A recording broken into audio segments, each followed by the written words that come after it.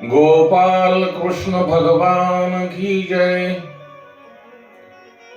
गोपाल कृष्ण भगवान की जय। श्री हरि शरणं मम।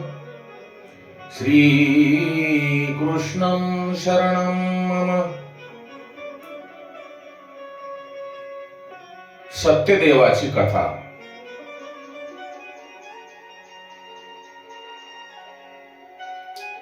ही कथा महाभारतातील असून सत्यदेव नावाचा एक माणूस होता. एके दिवशी सकाळी तो त्याच्या अंगणामध्ये बसलेला असतो. त्याला त्याच्या घरातून एक स्त्री बाहेर पडताना दिसते. तो तिला विचारतो,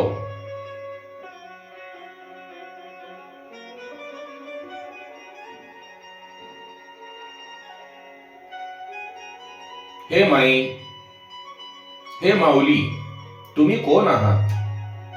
तेव्हा ती म्हणते, मी लक्ष्मी आहे. ती स्त्री निघून जाते.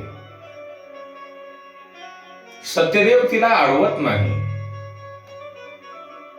थोड्या वेळाने त्या घरातील एक पुरुष बाहेर पडताना दिसतो. त्याला सत्यदेव विचारतो, तू कोण आहेस?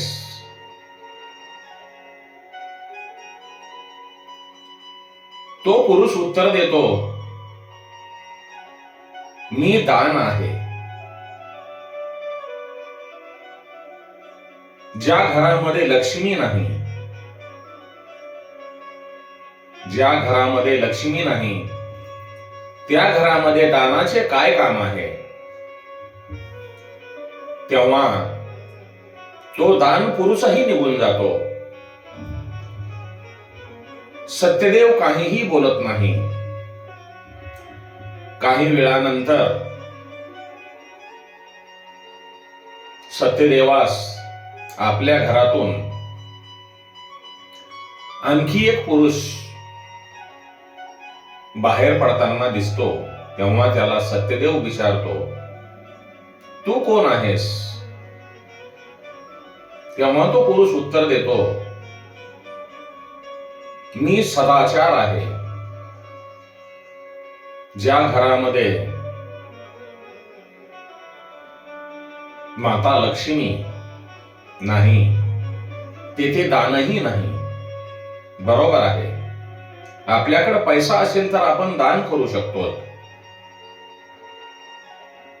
पैसा नसेल तर दान कसे करणार?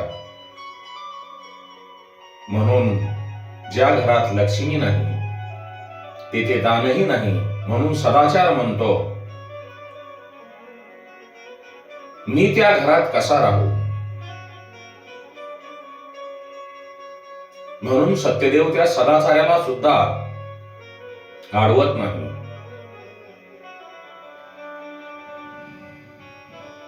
सदाचार, लक्ष्मी आणि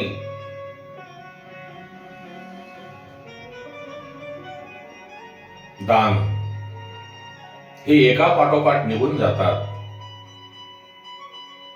सदाचार घराबाहेर पडल्यानंतर थोड्या वेळाने आणखी एक पुरुष घराबाहेर पडताना दिसतो. तेव्हा त्याला सत्यदेव म्हणतो, तू कोण आहेस आणि मला सोडून का जात आहोस? मला सोडून जाण्याचे कारण काय आहे?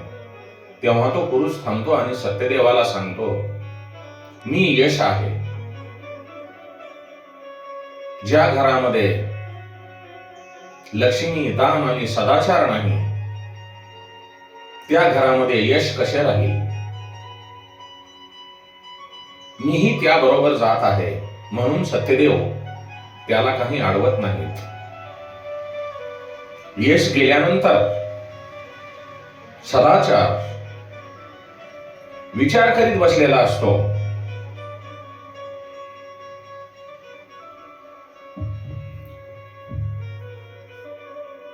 तेव्हा त्याच घरातून आणखी एक सुंदर पुरुष बाहेर पडताना दिसतो. सत्यदेव त्याला विचारतो, बाबा रे, तू कोण आहेस?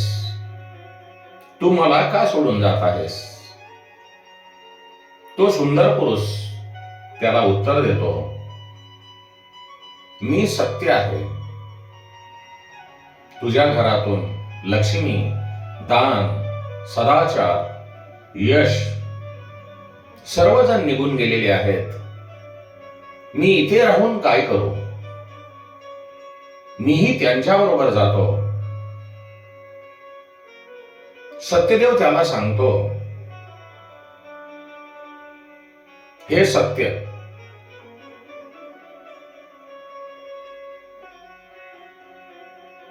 मी आजपर्यंत कधीही सत्याचा म्हणजे तुझा त्याग केलेला नाही. मी कधीही सत्य बोललो, सत्य वागणे सोडले नाही. वेळ प्रसंगी मी बाकीच्या गोष्टीचा त्याग केला, पण सत्याचा त्याग केला नाही. मग तू मला सोडून का जातोस? तू मला सोडून जाऊ नकोस. सत्यदेवाने त्याच्या जीवनात कधीही असत्य बोलला नाही, कधीही खोटे बोलला नाही. त्याच्यावर मोठमोठी संकट आली, परंतु तो कधीही खोटे बोलला नाही, सत्य बोलत राहिला. तेव्हा सत्याला ते पटले आणि सत्यदेवाचे बोलणे ऐकून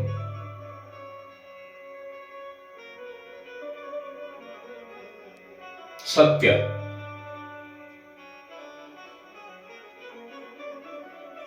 म्हणजे सत्पुरुष सत्यदेवाचे बोलणे ऐकून तेथेच राहिला. हे पाहून लक्ष्मी, दानपुरुष, सदाचार आणि यश हे सर्वजण सत्यदेवाच्या घरी परत आले. बाबांनो, जीवनामध्ये एक लक्षात ठेवा, आपण सर्व काही जे करत आहोत त्यामध्ये जर सत्य नसेल तर बाकीच्या गोष्टींना काहीही किंमत नाही. सत्य हेच सर्वस्व आहे. सत्य हाच परमात्मा आहे.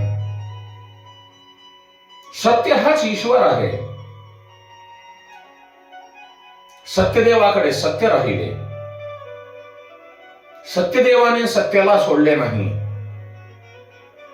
त्यामुळे त्यांच्या घरातून लक्ष्मी, दान, सदाचार, यश जे निघून गेले होते ते सुद्धा सत्यदेव सत्याने वागत असल्यामुळे त्यांना परत यावे लागले. सत्य, तप, दया आणि पावित्र्य या चारांच्या समन्वयानेच धर्म तयार होतो. या चारींचे पालन केल्याने, धर्माचे पालन केले असे आपण गृहीत धरा. पण या कलियुगातील जो धर्म आहे तो एका पायावर उभा आहे. तो म्हणजे दयादान रूपी पायावर उभा आहे. म्हणून राजा परीक्षित त्या बैलाजवळ जातो. तो एका पायावर उभा असल्याचे त्याला लक्षात येते. तो बैल म्हणजे आपला दुखी असतो. तो राजाला विचारतो, राजा त्याला विचारतो, हे बैला, हे वृषभ, तुझे 3 पाय कोणी तोडले? तुला कोणी त्रास दिला? तेव्हा बैलाच्या रूपातील जो धर्म असतो तो राजाला उत्तर देतो, हे राजन, मला कोण दुःख देत आहे?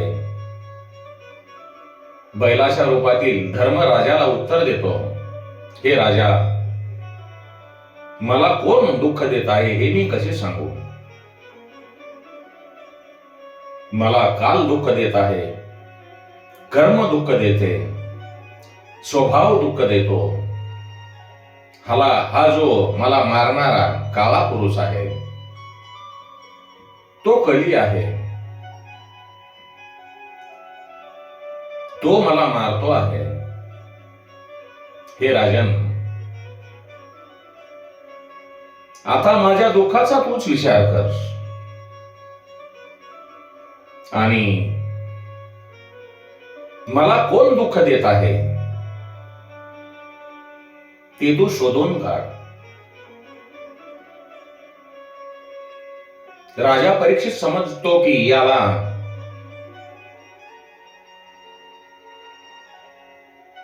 एक पाय आहे आणि तो एका पायावर उभा आहे,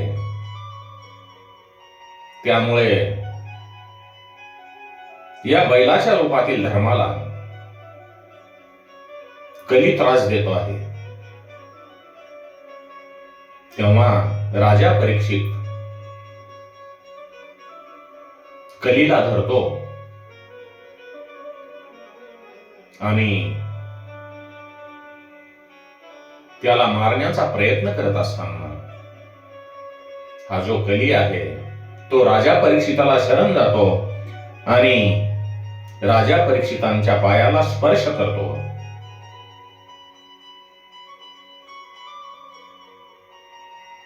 पुण्यशील मानवाच्या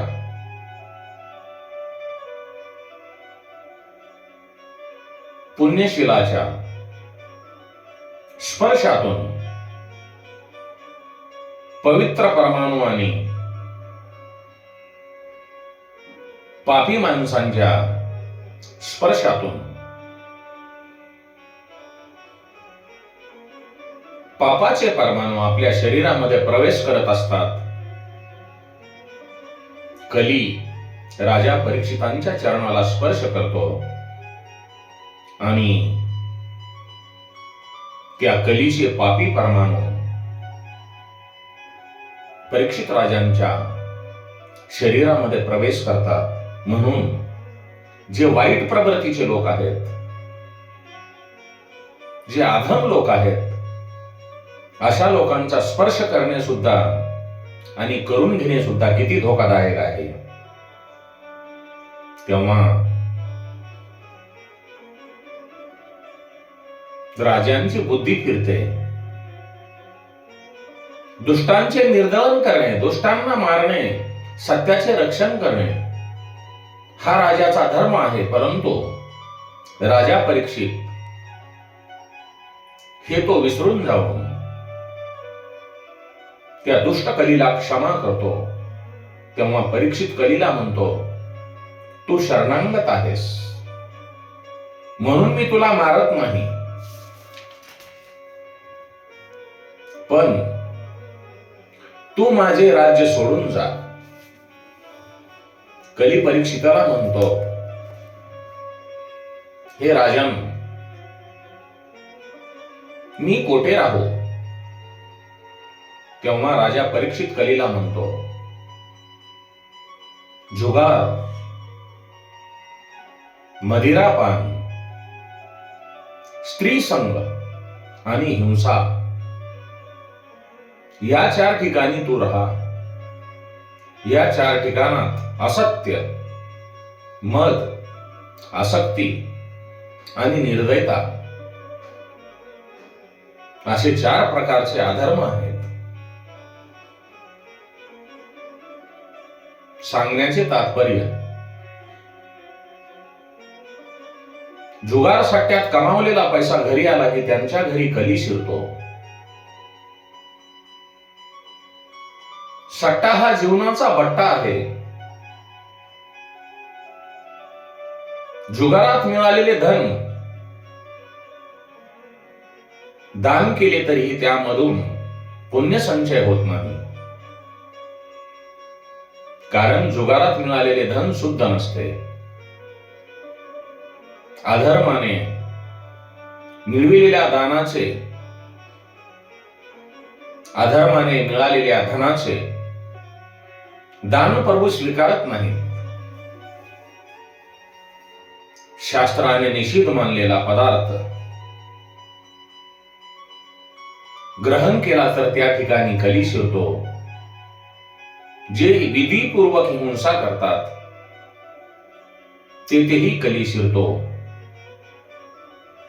ही 4 स्थाने कलीला देऊन सुद्धा कलीचे समाधान होत नाही. तो राजा परीक्षितांना म्हणतो, राजन, मी शरणागत आहे आणि ही 4ही स्थाने घाणेरडी आहेत. मला कुठले तरी चांगले स्थान द्या. तेव्हा राजा परीक्षित कलीला सुवर्णामध्ये राहायला सांगतो, सोन्यामध्ये राहायला सांगतो. त्यामुळे सोन्यात म्हणजे अनितीने, अन्यायाने मिळविलेल्या धनात कली राहतो. वारसाने मिळालेले असे धन त्या वारसांनाही दुःख देते. जुगार, खोटे बोलणे, खोटे वागणे, लोभ, मद, वैर या गोष्टी जेथे नाहीत तेथे आजही सत्ययुग आहे. ज्यांच्या घरी प्रभू सेवा, भगवंताचे नाम संकीर्तन, स्मरण नित्य होत असते, तेथे कली राहू शकत नाही, जाऊ शकत नाही. राजा परीक्षित कलीला शांत करतो आणि बैलाच्या रूपातील धर्माला त्यांचे 3 पाय जोडून देतो आणि धर्माची स्थापना 4 पायावर करतो. इकडे कली विचार करतो, मी परीक्षित राजांना मूर्ख बनवले आहे. राजा मूर्ख ठरला आणि फसला. त्याने मला 5 स्थाने राहण्यासाठी दिलेली आहेत. मी राजांच्या पायाला स्पर्श केला. मी आताच त्यांच्या शरीरात प्रवेश करू शकतो. काही दिवसांनी राजा परीक्षित त्यांच्या पितामहांनी त्यांच्यासाठी काय काय ठेवले आहे ते पाहत असतो. त्याला एका पेटीमध्ये सोन्याचा मुकुट दिसतो. राजा परीक्षित अविचाराने तो मुकुट डोक्यावर घालतो. तो मुकुट जरासंध राजाचा असतो. जरासंध पुत्र सहदेव त्यांचा पित्याचा मुकुट मागतो. धर्मराजाला तो मुकुट परत द्यावा असे वाटते, पण भीम तो मुकुट बळजबरीने घेऊन येतो. तो सोन्याचा मुकुट म्हणजे अनितीचे धन आहे. इतके दिवस तो मुकुट एका बंद पेटीत असतो, पण आज राजा परीक्षित तो मुकुट आपल्या डोक्यावर घालतो आणि त्या सोन्याच्या मुकुटाच्या माध्यमातून कली राजा परीक्षितांचा बुद्धिभेद करतो. तोच मुकुट घालून राजा परीक्षित वनात शिकारीसाठी जातो. आजपर्यंत त्याने कधीही शिकार केलेली नसते, पण आज त्या मुकुटाच्या रूपातील कलीच्या प्रभावाने तो शिकार करतो, अनेक जीवाची हिंसा करतो आणि मध्यान्हकाली दुपारच्या वेळेला त्याला तहान भूक लागते, तेव्हा तो एका ऋषीच्या आश्रमामध्ये प्रवेश करतो. तेथे शमीक ऋषी समाधी लावून बसलेले असतात.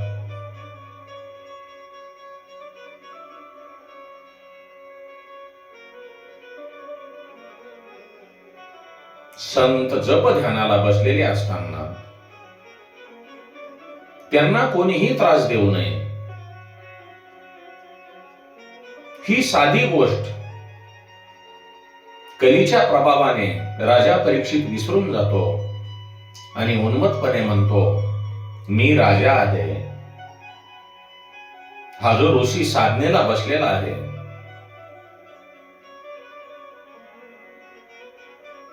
तो ऋषी समाधीचे ढोंग करून साधनेसाठी बसला आहे. शमीक ऋषींची सेवा करण्याऐवजी परीक्षित त्या ऋषीकडून सेवेची अपेक्षा ठेवतो, त्यांच्या ध्यानात विक्षेप करतो. तेव्हा राजाला दुर्बुद्धी सुचते. तो एक मेलेला साप उचलून ध्यानस्थ शमीक ऋषीच्या गळ्यामध्ये घालतो आणि त्यांच्या साधनेचा अपमान करतो. एक लक्षात ठेवा, दुसऱ्याचा अपमान करणारे लोक स्वतःचाच अपमान करतात. दुसऱ्याला फसवणारे लोक स्वतःचीच फसवणूक करतात. म्हणून दुसऱ्याचा अपमान करू नका आणि दुसऱ्याला फसवूही नका. फक्त प्रभूचे नाम संकीर्तन करा. श्री कृष्ण गोविंद हरे मुरारे, हे नाथ नारायण वासुदेवाय.